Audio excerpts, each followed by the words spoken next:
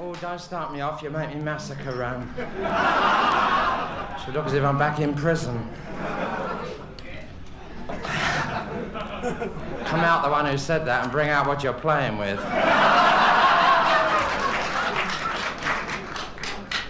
Straight in, no messing. What do you have to do if you want to be a star? Apart from the casting couch, I mean. That's what I wanted to know. What do you have to do if you want to go far? Be back in time for supper, we're having fillet. And be the leading light in a show. Is it talent or is it nerve? Is it luck or is it verve that gets you to the top of the tree? Is it who you know or how you look? Can you pick it up? And God knows I've tried. Or learn it from a book. The answer was a mystery to me. So I decided to seek advice from all those stars who top the bill on how to rise above it. You've tried too, have you? When your hopes are down to nil. I wrote to Judy Garland, Sammy Davis, Frankie Vaughan, Dusty Springfield, Johnny Mathis, Lena Horne. I had to get that one in. I wrote to Cliff. I wrote to Danny. To Sir Lawrence and Arthur Higgins. And I don't rhyme, but he's my butcher and I promised him a plug. No, he's a nice fella, he never puts his meat out.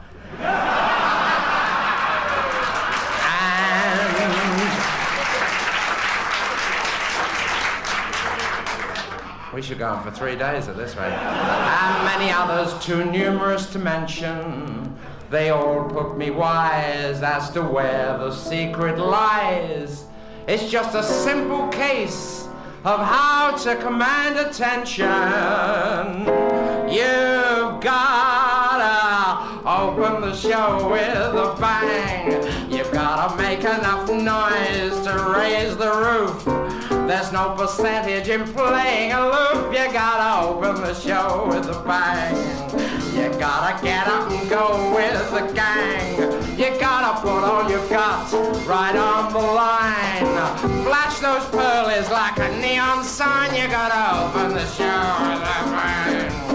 Those people out there may be full of despair, anticipating that they've seen it all before. But if you've got the goods display and razzle-dazzle them and slay them, so the customers are yelling out for more. If you're in Peckham, Paris or Penang, go on and give them a touch of dynamite. Make every night like an opening night. You gotta open the show with a bang. They don't know your name, but you're dreaming of fame. How long can you dream? In a dressing room that's like a prison cell, and the chain keeps hitting you on the head. No wonder you come on feeling flushed. What's more, the epic you appear in has a title made for jeering, grin and bear 'em. But a show by any other name can smell. Say it with music on ice or in slang. If you've got something to sell, then make it clear. You've got the message they're longing to hear. And when those butterflies give you a pang, you've gotta open the show. You gotta get on and glow. You gotta open the show.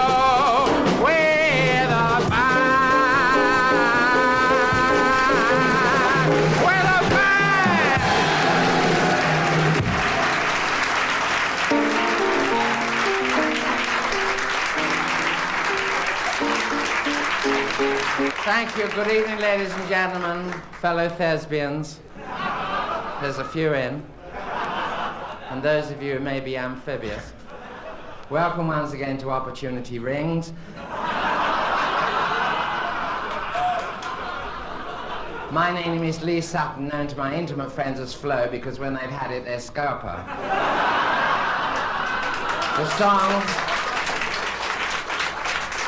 The song I've just done is from my other LP. Oh my God. Guy, you shouldn't wear those chunky earrings.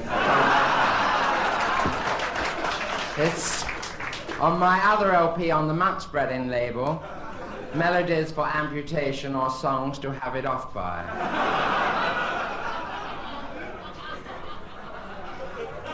This one, of course, is for EMI. I don't know what it stands for, but after tonight it'll be every man for himself. On my other LP, I was backed by that wonderful group, I beg your pardon, Jimmy Riddle and the Slashers from Whetstone Park. They're a lovely group, and we did other lovely numbers on it, So Tired on the front side, and There Must Be a Way on the other side. But tonight, of course, the censor has been at my repertoire. He snipped all little bits off. Have you ever seen a censor at work? You know, they go through all your gags and they go, yeah, that's all right, yeah, that's out, you know. What can you do? So if I'm not on form, you'll understand. Anyway, I've been feeling a little rough all day. We are having the usual raffle. It's for a very good cause tonight. Give generously, give your all. All, madam.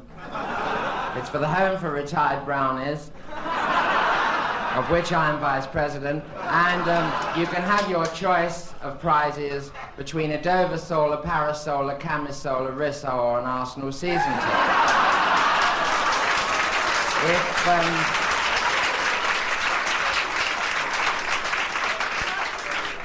Actually, I'm lucky to be here at all. I've just flown in from Hollywood. Don't I've made your blatant arms ache. That's the place where you can lie on the sand and gaze at the stars. Or vice versa, to be fair.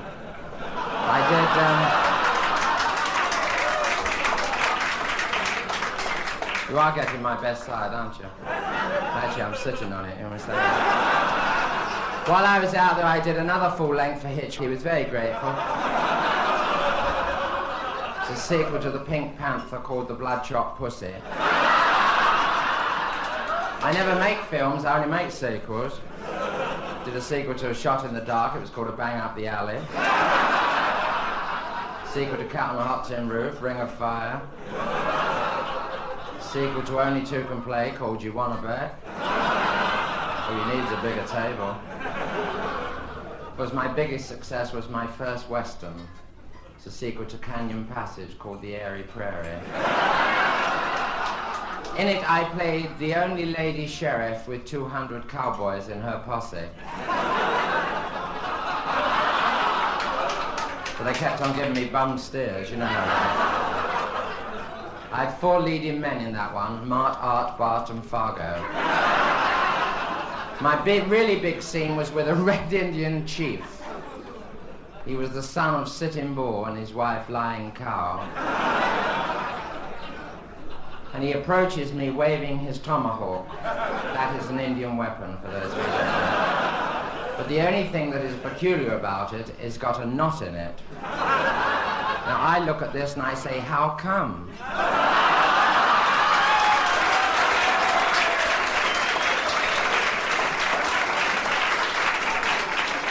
And he has no answer. He is flabbergasted. I've never seen anyone's flabber so ghastly. What a time I had getting here tonight. The trains are so packed. Honestly, they're crowded to a point where it's fun. It's a job to hold your own. It is, honestly. When I got off, I was holding somebody else's. People have asked me, they said to me, what kind of a family do you come from? Well, I come from a very talented family, believe it or not. My mother was a cover girl for Sporting Life, and Daddy did bird impressions. He made his last appearance at Bow Street in a ginger wig. He looked vile.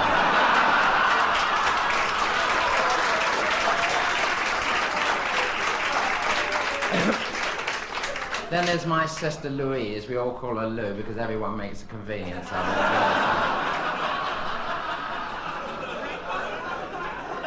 In her spare time, she's a farmerette. That's a girl who sows her wild oats every Saturday night, and every Sunday morning she prays for crop failure, you know. Stop explaining it. And there's my brother Phil. We had trouble with him. He thought he was a crocodile. Honestly, took him to the psychiatrist. He said, you'll have to have him put away. I didn't have the heart to. I had him made into a handbag with shoes to match really. And then someone wanted to know what I did before I took up this lark. Well, I've known lots of interesting positions in my time. I first started as a photographer's assistant. I hadn't got a clue what to do. You know, the first day he took me into the dark room just to get the feel of things. The second day he taught me how to touch up and develop. The third day he showed me how to make a good enlargement. We started off with postcard size and ended up with whole plates, which was quite interesting. The fourth day I broke his tripod and he kicked me out. Then I went on to the buses. I lost that job because I let a fella go all the way for 4p. From there I went into menswear, which didn't suit me a bit. And this fella walked in one day. He said, I would love to see your Harris in the window.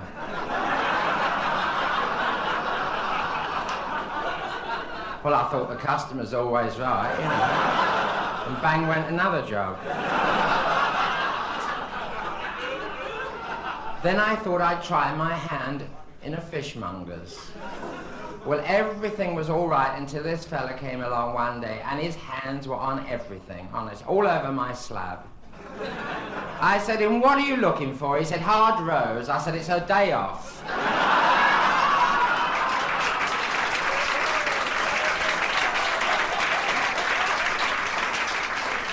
From there I went to work in a factory that makes orange squash. Now this was something new. I said to the foreman, what exactly do you want me to do? He said, I want you to take the pith out of the oranges. Would you know, in 2 weeks I was the best pith taker they had. I was. I said to him, what do I do with all the pith when I've taken it out of the oranges? He said, well, you see that great big pith pot over there?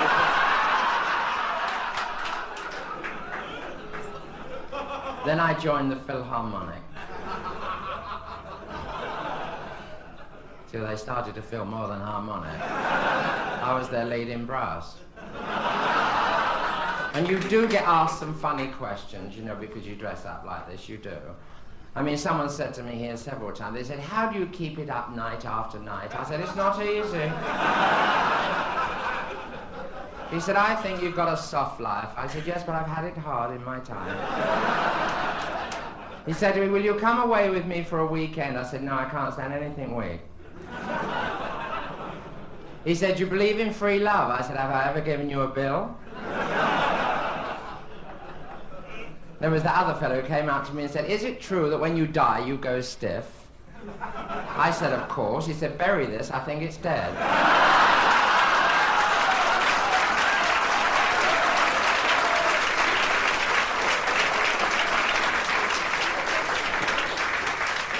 It was sad really, his foot had gone to sleep. He said to me, it looked like a foot anyway, he said to me, come home with me and see my etchings. He said, etchings at my age? I said, look, do me a favor. I said, I wasn't born yesterday, and that's the understatement of the year. I said, I've got it up here. He said, all right, so I'll stand on a box. The fella said to me the other night, he said, I'm a man of few words. Do you or don't you? I said, I don't as a rule, but you've talked me into it. But one thing, since I've been working here at the Union, I've been to some lovely parties. I was at one last Saturday, wasn't I, Pat? There you got a mention. What? Gay 90s party. Honestly. All the men were gay, all the women were 90s. Lovely party.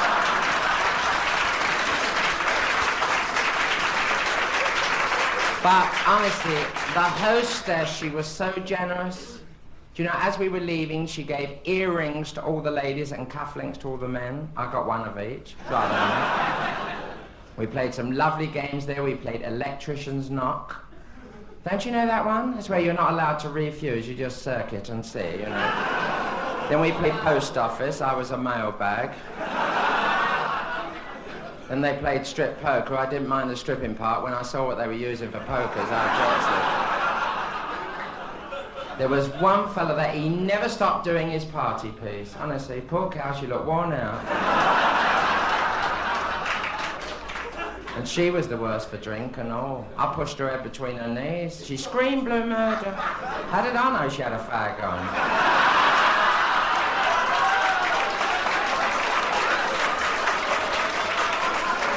Anyway, I have a request here. I have a request here for Blossom, Petal, Fern and Tulip and all the rest of the boys at the Hot Stream Barracks. They've asked me to do Mac the Knife. I'm sorry, I really am not familiar with Mac the Knife. I once met his brother, Dick the Chopper, if that would do it. And it affects different girls different ways. Love making, I mean, it does. You know, I mean, a French girl being made passionate love to by a man, she gets very passionate, very hot-blooded, the French. And she says, c'est magnifique. German girls are slightly more masculine, even more than me. And they say, ich liebe dich. That's what it says here, anyway. Spanish girls say, sissy, senor. No, I beg your pardon. Si, senor. American girl says, man, this is really leather. English girl says, guy, the ceiling needs painting.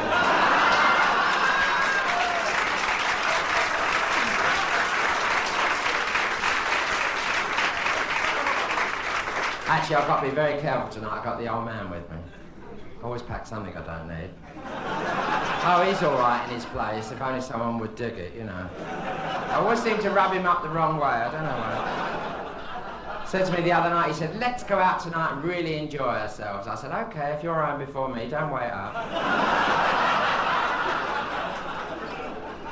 I said to him, will you love me when I'm old and bent? He said, you know I do. Went home yesterday afternoon, I said, I've just had my face lifted. He said, some bastards will pinch anything. When he saw the mink coat, that shook him. He said, I bet you paid through the nose for that. I said, no, but you're getting warm. Anyway, now we have the continuing story of Cinderella. As you remember, we last left Cinders trolling about in a woodland glade, gathering sticks. She is kinky for wood choppers. Suddenly, she comes across an old lady who is well and truly bent. Her drag is so naff, it's even more cod than Cinders. Actually, she is the fairy godmother, though she looks more like her queer godfather. What's more, she is looking for faggots. Take mine, says Cinders, you poor old dear. Don't worry, I'll soon find plenty more around here. The old bag is as happy as a pig in chiffon. You shall be well and truly paid for your kindness, she says. Oh no, not that, cries Cinders. Why, only this morning my two bold sisters had a whip round. The old lady shuffles off and the prince minces on. He is wearing tights, that's why he walks that way. He has a butcher's at sin and she varders him. He looks so sweet, she feels she could eat him, and she knows it's not fattening. That reminds me, she says, I must hurry home. I've left my meat in the oven. If I don't go now, it will be done to a turn. And if she hadn't gone then, she would have been. The prince is then joined by his aide-de-camp, Dandini. He's definitely more camp than aide. How about changing parts, suggests the prince. Dandini is delighted that the prince is so suggestive. What a boner idea, he replies. Because his part is so worn, it's due for a rebore. To be continued when you turn over the record. Beg your pardon. But of course, I don't always perform at the Union. I do perform other places. Honestly, I do. I had a lovely booking last week at a nudist colony. Now that is a sight for sore eyes. And I've got the sorest eyes in the business. The head nudist met me at the gate, honestly. Now, what a gentleman. You can always tell, it sticks out a mile. And I said, how do women get on when they first join a nudist camp? He said, well, it affects different women in different ways. He said, some faint, others have a stroke, which I could understand. And of course I do Masonics. They are quite interesting. Fellow said to me one night, he said, have you ever been out with any Masons? I said, no, but I've stayed in with a few odd fellows. And then I was in the Land Army once. Did I tell you I was in the Land Army? I've just been talking to my friend over there, Lucy Laster, because she was in with me. Now, she is a bit on the dizzy side. She cannot tell the difference between Vaseline and putty. On it, she had a terrible accident last week. All her windows fell out. And she still thinks the Board of Trade is a bench in Hyde Park. But when we were in the Land Army together, you know their motto, backs to the land. We lived up to it, believe me. She's a sentimental type. You know, she's the type, if she goes out with a fella, she plants a tree. Have you been to Epping Forest lately? No. But she's the worst one I know for scandal. Never got any. Me, I'm as pure as the driven snow. Don't judge me by this, but I am pure as the driven snow. Different driver every night, but pure as the driven snow. We were having a serious discussion the other night about death, and I said, you know, when I die, on my tombstone, I want to see something that sums up the real me, my character.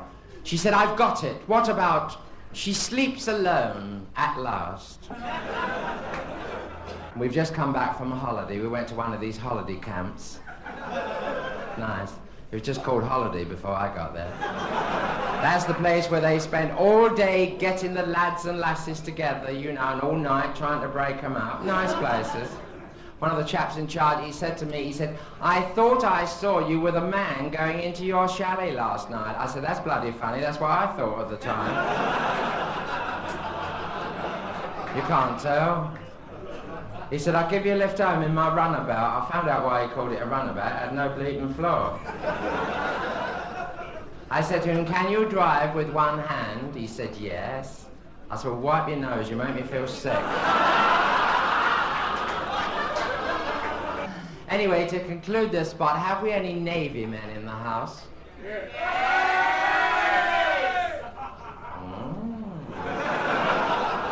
Ex-Navy? Wrens? We cater for everyone at the union. May surprise you to know I was in the Navy for a bit. Captain really had it in for me. I never know why, honestly. Did you do boat drill? Yes, so did I. I was drilled in every boat they had. So they shouted out oars overboard and I got soaked. Is it true what they say about sailors? Is it true what they say sailors do? Do they love 'em and leave 'em in every port? And is every matlow the rollicking sort? Is it true when they're sailing the ocean that they toss in their hammocks all night? Are they tattooed all over? I thought he was going to show me. From Delhi to Dover. Tell me, do. Is it true what I've heard about sailors? Do they all know their fore from their aft? Can they all weigh the anchor?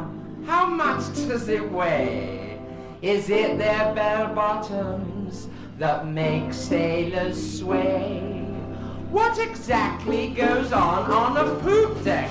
Well, it makes you think, doesn't it? When they splice their main brace, does it hurt? Do they ever miss mum? Are they all fond of rum? Tell me, do. Is it true what I'm told about sailors? Is the hornpipe a thing that they smoke? Now we're really getting down to it. Do the nice girls all love him because he has pluck? Does a touch of his dicky really bring you good luck? I should be loaded. Where on earth do they use golden ribbons? Do their knots have to be extra tight? To find out if it's true, there's but one thing to do. So I'm joining the Navy tonight. Ship ahoy! I'm joining the Navy tonight.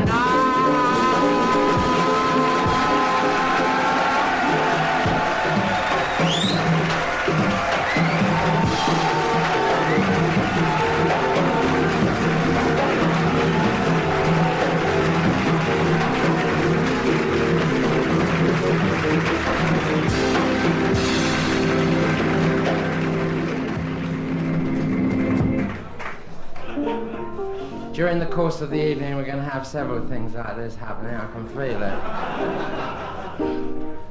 We're going to bend a few oldies. Nothing personal. Variations on themes you all know well, but we won't talk about that. I wear a dress with the bristles sewn in. Boom, boom, boom, boom. I sink a pint when I ought to sip gin. There's no flies on me, but you can see where they've been. And that's why the ladies are fake. Men try to date me, convinced I'm a dame. They take me swimming, it does seem a shame. We get undressed and we're both built the same. Snap! Except that I'm built bigger. That's why the ladies are fake. When I perform, I act like a professional. After the show, this hair ain't there. I hang it up while I'm having my break. You've got to bridge the gap sometimes, darling. That's why the ladies are fake. When people ask what undies I wear, I just declare at once, why France, they call me Miss, but it should be mistake, and that's why the ladies are fake. If I'm accused of being a tot, I play it smart, that way they pay. I love the Navy, but never touch cake unless I make it myself. When I'm dragged up, all the feelings immense, but I'll admit it, I'm right on a fence, because I can't use the ladies and I daren't use the gents, and that's why the broad is a fraud. Let me repeat, things ain't what they seem, it's like a dream. In bed I'm Fred, I find it safer to stay wide awake. Don't call me madam, this Steve's an Adam.